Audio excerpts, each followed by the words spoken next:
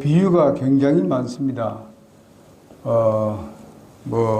성경 전체에 구약에도 비유가 많고, 또 예수님께서도 이 비유로 말씀한 것이 굉장히 많습니다.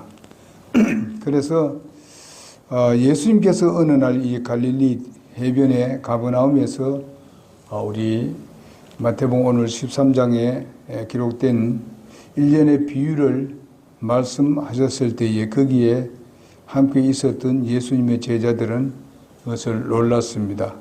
단순히 하나의 이야기로 들려주는 것이 보다는 비유로 이렇게 가르치는 것이 더 많은 교훈을 주었기 때문에 그렇습니다.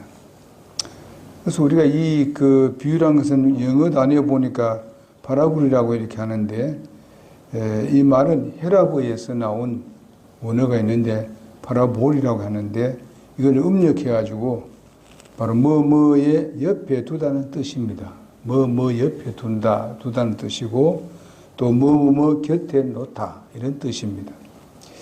그런 뜻인데, 따라서 이 비유란 것은 교훈을 목적으로 어느 한 가지를 다른 것 옆에 놓아서 설명하는 이야기라는 뜻이 있습니다.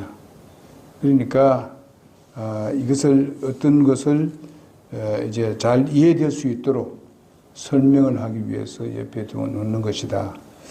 우리가 이해할 수 있도록 이미 아는 것을 알지 못하는 것 옆에 놓아서 설명하는 것입니다. 그래서 우리가 예수님이 보통 보면 씨 뿌리는 비유라든지 무슨 밭에 대한 얘기라든지 보게 되면은 모든 사람 다 알고 있습니다. 그러나 잘 이해하지 못하는 그런 하나님의 말씀이 있을 때 그것을 옆에 두어서 그것을 잘 이해하고 깨달을 수 있도록 그렇게 예수님께서 비유를 많이 들었던 것을 보게 됩니다. 예수님께서 하나님의 왕국은 뭐뭐뭐 같다 이렇게 말씀을 하시면서 비유를 들은 것을 봅니다. 이렇게 말씀하셨을 때 그는 영적 교훈을 가르치기 위해서 지상의 어떤 사물의 비유를 하신 것을 우리는 알 수가 있겠습니다. 그래서 주님은 바로 비유를 통해서 진리를 나타내시기를 원하시고 있다는 것을 우리는 알 수가 있겠습니다.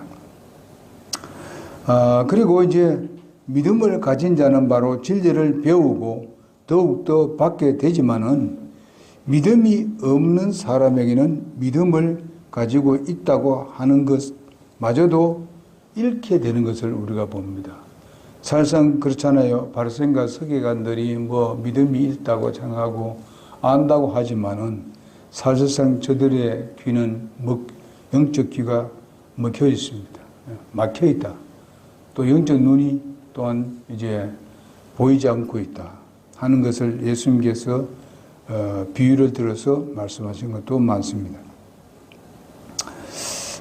그래서 이제 비유는 관심 있는 자에게는 아주 자극을 주고 많이 배우게 되지만은 관심 없는 사람에 대해서는 눈을 멀게 하고 마음을 둔하게 해서 그들의 심판을 자초하게 하는 것을 우리가 보게 됩니다.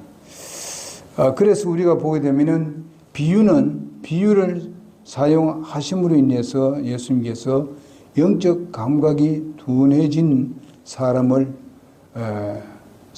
그 관심을 불러일으킴으로 인해서 그것을 일깨워주는 그런 역할을 하게 됩니다. 그래서 또 그 한 가지는 또 뭔가 하면 구원받을 기회를 주님께서 일깨워주기 위해서 이런 비유를 들었던 것을 보게 됩니다. 우리가 보게 되면 이 어떤 비유에 보면 양면적인 비유도 있습니다. 보게 되면 햇빛에는 바로 여러분 아시다시피 얼음은 햇빛이 녹게 합니다만은 그러나 햇빛이 바로 이 진흙에 대해서는 아주 단단하게 하는 그런 것을 보고 양면적인 것을 우리가 봅니다. 햇빛을 하게 되면 그냥 햇빛은 항상 녹이는 것만 한다. 이런 것이 아니고 단단하게도 하는 것도 있고 녹이는 것도 있고 이렇게 하는데 이것을 잘 이해하기 위해서 하나님께서 이런 세상에 있는 사물들을 사용했던 것을 보게 됩니다. 그래서 비유는 어쩌면은 양면적인 것을 많이 보여주는 것도 있습니다. 그 다음에 보게 되면 우리가 왜 비유를 공부해야 하는가 하는 것은 바로 비유는 하나님의 말씀의 일부이고 그뿐만 아니라 우리는 모든 말씀으로 살아가야 되기 때문에 그렇습니다. 그렇다고 해가지고 이 비유가 교리적이다 이러한 것은 우리가 이해를 잘못하는 것입니다. 그러나 비유를 말씀했을 때 그 말씀 일부가 분명히 하나님 말씀이란 것은 우리는 따라야 됩니다. 마태복음 4장 4절에 보니까 우리는 하나님의 말씀으로 산다 이렇게 말씀하고 있습니다. 그리스도의 그 기록된 가르침 중에서 3분의 1 이상이 비유로 가르쳐지고 있는 모습을 보게 됩니다. 우리가 마태복음이나 예수님께서 사복음서에 나오는 모습을 보게 되면은 그거는 비유가 굉장히 많이 나옵니다. 그래서 그게 거의 한 3분의 1이 된다는 것이죠. 그러니까 왜 그렇게 했는지를 우리는 여러분 잘 알 줄 믿습니다.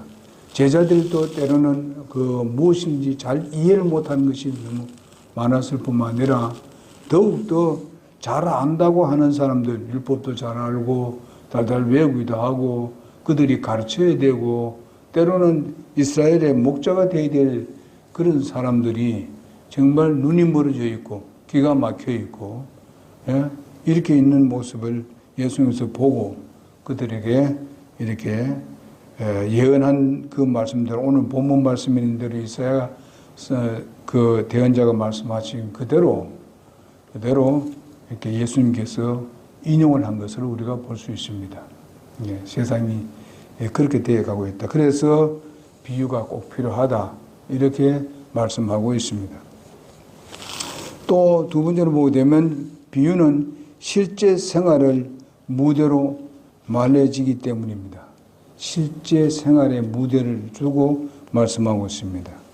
우리가 시골 환경에 살고 있지 않지만은 하더라도 우리는 씨앗이라든지 토양이라든지 이런 간에 대해서는 흥미를 가질 수도 있고 또 그것을 잘 알고 있습니다. 그러면서 그것을 씨앗, 토양 이런 부분에 대해서 예수님께서 예를 드는 것을 볼 수 있습니다. 얼마나 자주 이런 말을 하는가 하는 것을 우리가 생각하는 것은 굉장히 중요하다고 봅니다. 하나님께서 이런 말씀을 했을 때 우리는 그것이 무슨 뜻인지 알고 그런 것을 좀 생각을 하면서 우리가 하나님의 말씀을 가르치고 또 그 말씀을 내게 적용시키는 그런 삶이 우리가 되어야 된다고 봅니다. 이 생각을 우리의 마음에 항상 심도록 우리는 노력을 해야 된다고 봅니다. 이 예수님께서 어떤 비난이나 문제에 대응할 때에 예수님은 그 비유를 사용했던 것을 봅니다. 우리가 예를 들어 볼 때에 바리새인이 예수님께서 죄인들과 음식을 나눈 것을 보고 비난을 하였을 때 예수님께서 그 비유를 들어서 얘기했습니다. 그것이 뭔가 하면 잃어버린 양에 대해서 비유를 했습니다. 비유를 들었습니다. 너희 자신들은 잃어버린 양이 아니고 목자같이 나대고 있고 이들은 잃어버린 양들이다. 잃어버린 양들을 그냥 버려두면 되느냐? 예수님의 마음은 그렇습니다. 그들을 찾아야 될 거 아니냐? 그들을 건져내야 될 거 아니냐? 너희들이 그들 죄인들과 같이 먹는 거, 같이 함께 하는 거, 이것이 너희가 나쁘다고 생각하게 되면은 그 사람들을 언제 구원할 것이냐? 언제 그 사람들을 바르게 할 것인가? 예수님은 잃어버린 양에 대해서 말씀했고, 잃어버린 드라크마에 대한 이야기를 하고 있습니다. 그뿐만 아니라 탕자에 관한 비유를 들은 것을 볼 수 있습니다. 그러니까 이 사람들은 자기들이 아주 선하고 아주 뭐랄까요, 의로운 사람이고, 나는 말씀을 많이 알고 있고, 나는 가르치는 사람이고, 이런 위치에 있다고 생각하면서 자기들이 아주 교만해서, 그리고 자기들의 악한 짓 하는 것에 대해서는 살피지 아니하고 그들이 잘못된 그 부분은 그것만 보고 그냥 이렇게 판단을 할 때에 예수님이 어떻게 당신이 선하다고 하면서 그 죄인들하고 음식을 같이 한번 먹을 수 있습니까? 이렇게 얘기할 때 예수님께서 잃어버린 양에 대해서 얘기하고, 예? 정말 그 잃어버린 드라크마에 한바에 대한 얘기를 하고, 탕자의 비유를 들어서 그들로 하여금 깨닫게 만드는 것을 볼 수 있습니다. 그리고 저들이 말하는 것이 얼마나 부끄러운 이야기냐. 너희들은 목자로 하면서 왜 그 사람들에 대해서 바르게 하지 못하고 그들과 함께 하면서 긍휼히 여기고 왜 그런 마음들이 없느냐. 예수님께서 그러면서 이렇게 그들에게 솔직히 말해서 책망을 하되 이런 비유를 통해서도 책망도 하고 깨닫게도 하고 하는 것을 볼 수 있습니다. 그러니까 이 비유라는 것이 굉장히 중요하다. 하나님 말씀에 적당한 비유라는 것은 굉장히 중요하고 사람들을 깨닫게 하고 또 때로는 책망도 되고 이런 것을 보게 되는 것입니다. 그래서 제자들이 예수님을 따르는 사람이 많음으로써 성공했다고 했을 때 예수님을 따르는 사람이 너무 많았을 때, 이렇게 했을 때에 예수님이 이제는 왕으로 이제 등장할 것이다. 뭐 이렇게 아주 어스어스 될 때에 예수님께서 무슨 비유를 들었는가 하면은 거기에 씨 뿌리는 비유에 대해서 말씀을 하고 계십니다. 씨 뿌리는 비유에서 보게 되면은 여러분 알지 않습니까? 거기에 네 가지의 그 땅이 있습니다. 길가의 땅, 그리고 뭡니까? 또 돌짝밭, 그리고 또 가시, 그 다음에 좋은 땅. 이렇게 네 가지 나오지 않습니까? 그러면서 사실상 그런 말씀을 하시면서 씨앗을 많이 심기는 심는데 4분의 3은 뿌리를 내리지 못하고 죽었다. 예수님께서 그렇게 말씀하셨어요. 이렇게 많은 사람이 와도 어디 뿌리냐에 따라서 이렇게 차이가 많다. 근데 그 사람들 중에서 4분의 3이 예수 믿었는지 모르겠다면 이런 게죠. 이런 비유로 말씀해가지고 무조건 그 사람이 많이 왔다고 해가지고 그 사람이 다 구원받은 것은 아니다. 이런 것을 보여주기 위해서 씨 뿌리는 비유를 말씀한 것을 볼 수 있습니다.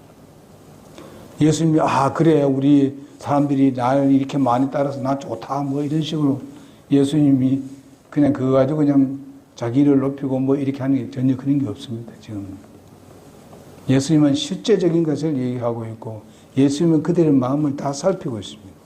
구원받았니 안 받았는지.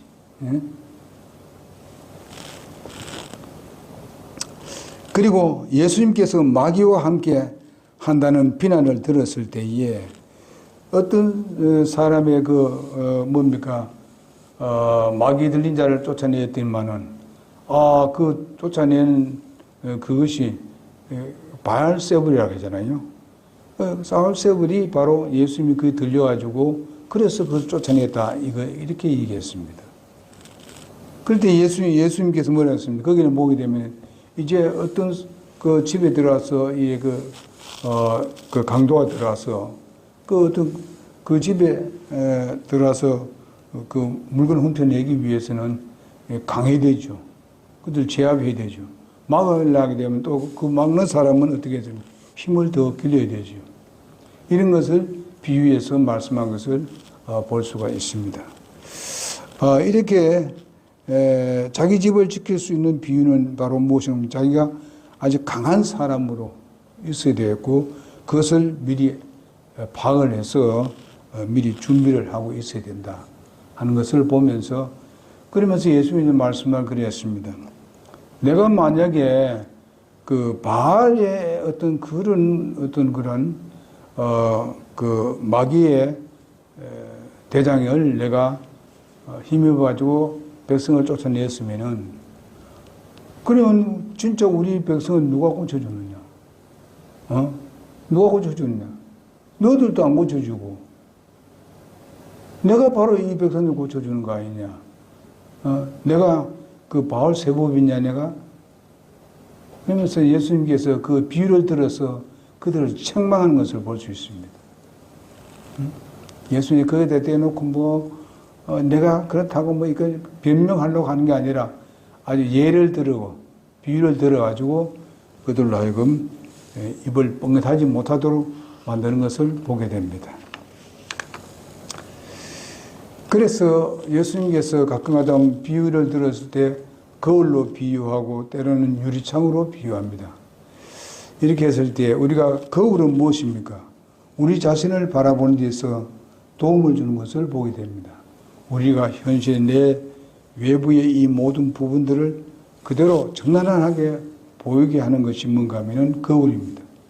우리의 생에 있는 그대로를 반영하는 것을 의미해 주고 있지 않습니까? 그리고 유리창은 뭡니까? 인생과 하나님을 바라보는 데 도움이 되는 것이죠. 아무리 하나님을 보려 하지만은 하나님의 뜻을 알려고 하지만은 내 유리창이 정말 닦여져 있지 아니하게 되면은 그 뜻을 이해를 못합니다. 내 마음을 우리가 깨끗이 씻어놔야만이 잘 보이는데 때로는 우리가 내 자신의 그 소위 말하면 내가 앞에 있는 유리창이 더러운 줄 모르고 저쪽에 있는 사람이 아주 더럽다고 이렇게 보여지는 겁니다. 자기는 볼 줄 모르고 저쪽에 상대방이 그 무슨 자기 유리창만 깨끗하면 저쪽에는 아주 그 사람 깨끗하게 보이는데 자기 유리창을 안 닦고 있으니까 다른 사람은 자꾸 나쁜 것만 보이는 겁니다. 자기 유리창을 닦아야 돼요. 이런 걸 우리가 예수님은 비유적으로 이렇게 이야기를 하게 되는 것입니다. 그 다음에 비유를 어떻게 우리가 공부할 것인가에 대해서 성경은 여러 종류의 서로 다른 문학적 작품이 있습니다. 따라서 어떻게 이것을 다뤄야 하는 것은 대단히 중요합니다. 시편의 시를 접근하는 방식을 역사서를 접근할 수도 역사적으로 그 시편을 접근하는 방식을 역사서를 접근할 수 없고 서신서에서 나타난 교리적인 원리를 시편에 접근시키면 안 된다는 것입니다. 여러분 시편은 어떤 교리적인 이 부분보다도 여러 가지 그 예를 들은 것이라든지 아니면 자기 생활에서 직접 일어나는 사건들을 말씀하고 있습니다. 그래서 어떤 거는 보게 되면 그것을 이 시적으로 표현하는 것들이 있어요. 이런 것들을 보면. 이런 게 있는데 그것을 가지고 교리적으로 받아들이게 되면 그거는 엄청나게 틀리죠. 그러니까 이런 것들을 우리가 접근할 때에 잘 접근을 해야 되는데, 그 성경에 시편에 이런 말을 했으니까 이것이 소위 말하면 교리적으로 받아들이게 되면 이거는 교리가 그냥 엉망이 되어버리죠. 그 성경 보기 시편에 보게 되면 여러 가지 그 상황으로 이렇게 아주 크게 이렇게 부각시켜서 얘기하게 되고 어떻게든 또 아주 작게 이게 부각시켜 놓는 이런 것들이 있습니다. 이래 되면은 그것은 뭔가 하면 조금 그것을 시를 조금 뭐랄까요 이제 확대시켜가지고 좀 더 뭐랄까 더 풍성하게 하기 위해서 이렇게 할 때가 있습니다. 사실상 실제적으로는 안 그런데 그런 부분들이 시적 표현하는 것이 많아요. 우리가 시편 읽어보게 되면. 근데 그걸 갖다가 그냥 교리적으로 받아들이고 이렇게 받아들이면 그건 안 되지요. 이런 것도 있는데 그것을 우리가 접근할 때에 잘 접근을 해야 된다. 성경 각 부분은 그것의 그 문학적 구분에 따라서 살펴보는 것이 성경 공부하는 기본적인 상식이 됩니다. 비유 연구에서 다음과 같은 그런 원칙은 고려해 봐야 됩니다. 첫째로 모든 비유는 문맥으로 공부해야 한다는 것입니다. 문맥이 돼야 된다. 우리가 가끔 큐티도 보게 되면 여러분 그 문맥을 우리가 많이 사용했습니다. 어디에서 어디까지 이렇게 문맥을 정리했습니다.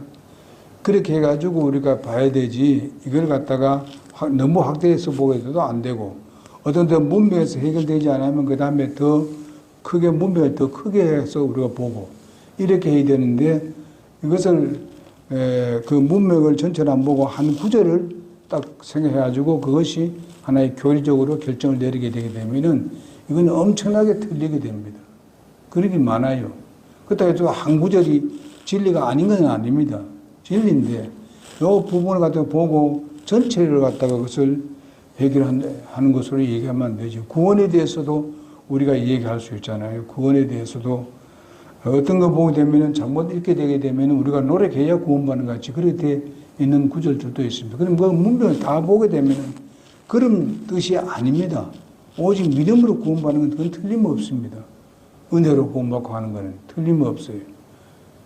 그러나 그 문맥을 이렇게 그 안에서 보게 되게 되면은 전체 문맥을 잡아서 이렇게 해야 되는데 그 한 구절 딱 보고 난 뒤에 그것이 구원이라고 얘기하는 사람이 있습니다.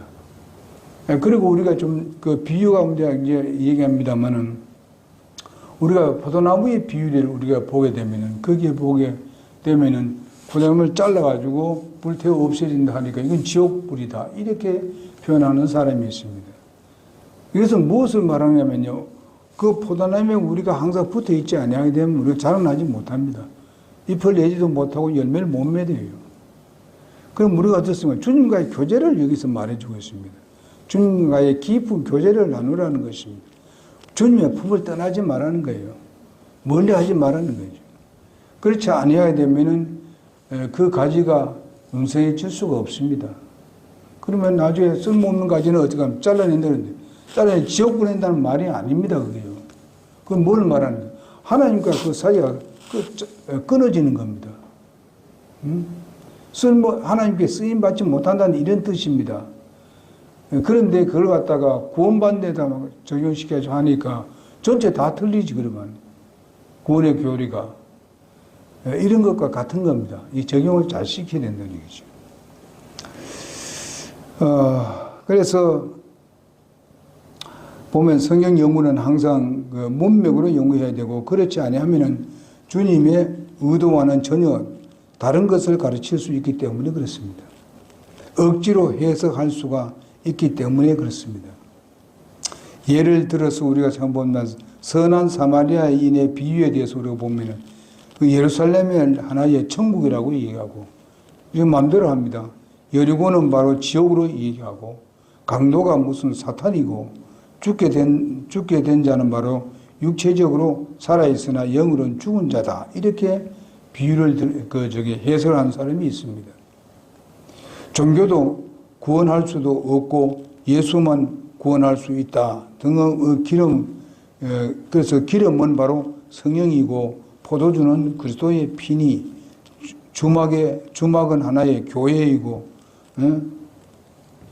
또 두 데나리오는 바로 두 규례다.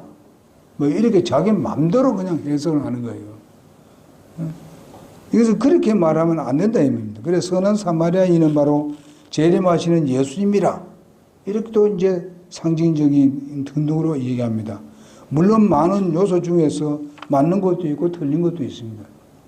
그러나 문맥상으로 볼 때에 율법사의 그 도피적인 질문으로서 이제 그렇다면 누가 나의 이웃인가 거기에 초점 맞춰야 된단 말이에요. 누가 그 사람의 이웃이 되느냐? 강도 맞는 사람의 참된 이웃이 어떤 사람이냐? 이것만 여기서 알아내면 되고 그것만 깨달으면 된다 이거죠. 근데 그거다 이것 저거 붙이고 막 그냥 이렇게 한다 이 말이죠. 그건 잘못입니다. 여기서 구원에 대한 메시지도 있습니다만은 그러나 기본적으로 교훈은 무엇입니까?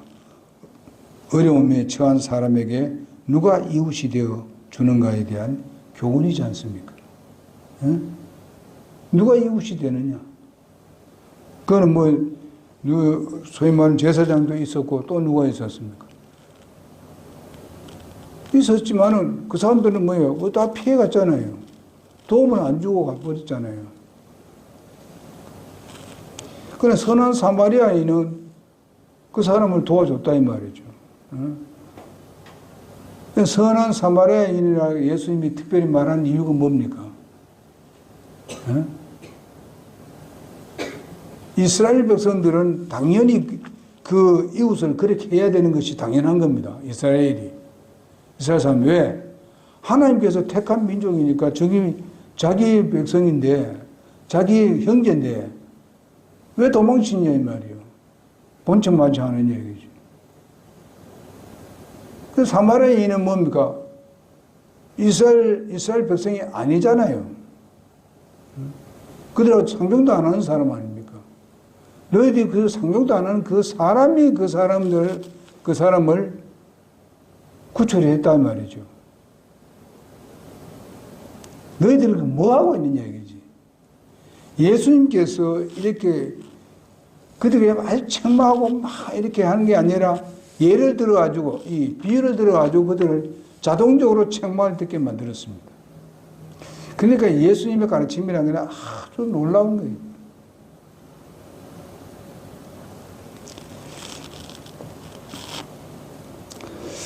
그래서 비유는 바로 영적 진리 발견하는 데 굉장히 필요합니다. 탕자의 비유에서 주된 메시지는 바로 하나님께서 죄인을 영접하고 용서하신다는 것입니다. 이 비유 가운데 영적인 진리를 발견할 수가 있는 것입니다. 또 비유에 등장하는 인물, 사건들은 바로 반드시 일치하는 대상을 가지고 있는 것으로서 해석을 말하는 것입니다. 어떤 비유, 씨 뿌리는 비유, 가라지 비유 이런 부분에 대해서도 볼 수 있고 어떤 비유들은 간결하게 나와 있습니다.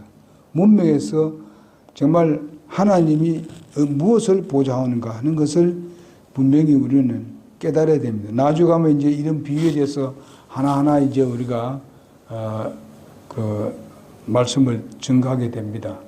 그러니까 그때 제가 말씀을 드리도록 하겠습니다. 이런 부분이 있다는 것을 알고 그냥 비유 나오는 걸 자기 마음대로 해서는 안 된다. 그렇게 돼서 우리가 문맥을 보면서 거기서 해석하는 것이 깨닫는 것이 가장 중요하다는 것을 말씀해 주고 있습니다. 그래서 씨 뿌리는 비유에서 씨 나중에 보면 예수님이 직접 말씀하셨습니다. 그거는 말씀을 얘기하고 있는 것을 봅니다. 어떤 건 예수님이 그걸 설명한 것도 있습니다. 가라지 비유에서 씨앗이 왕국 자녀들, 정말 하나님의 왕국의 자녀로 이제 이야기하는 것을 볼 수 있습니다. 그래서 비유는 교리를 설명하는 수단이지 결코 기초해서 이제 교리 자체가 아니라는 것도 이름을 알아야 됩니다. 비유가 아까 그래서 제가 포도나무 비유에 대해서 말씀했습니다. 그래서 그 다음에 또 교리 설명에 반드시 비유를 기초로 해서 설명치는 말아야 된다는 것입니다. 교리를 가지고 비유를 들어서 분명히 그렇게 해가지고 교리를 가르쳐서도 안 된다는 것입니다. 그리고 비유가 교리로 될 수 없다는 것입니다. 다만 이제 그것을 비유는 어떤 역할을 하는 데 있어서 어떤 걸 깨닫게 하는 데 있어서 그것이 사용되는 것이지 비유 그 자체가 정말 중요한 교리가 될 수는 없다는 것입니다. 그래서 우리가 집의 기초석을 문맥에서 말씀하고자 하는 그 참 의미요 또 어디든지 통하는 말씀입니다. 그래서 양과 염소 우리 마태복음 25장 32절의 비유에서도 선행으로 구원을 받는다는 교리를 세우려고 하는 사람들이 굉장히 많습니다. 절대로 선행으로 구원받을 수 없습니다. 정말 믿음으로 구원받는 것이 은혜와 믿음으로 구원받는 것이지 결코 어느 곳에 봐도 그것은 결코 우리의 노력으로 구원받는 것이 있을 수가 없습니다. 그래서 이런 문맥을 잘 모르기 때문에 이렇게 잘못된 해석을 한다는 것입니다. 그러니까 하나님께서 진정한 이해를 하나님께 우리는 진정한 이해를 구해야 됩니다. 정말하면 성령의 도우심을 우리가 받아야 됩니다. 이것은 모든 성령 영무에 적용되어야 합니다. 제자들이 예수님께 나와서 물었습니다.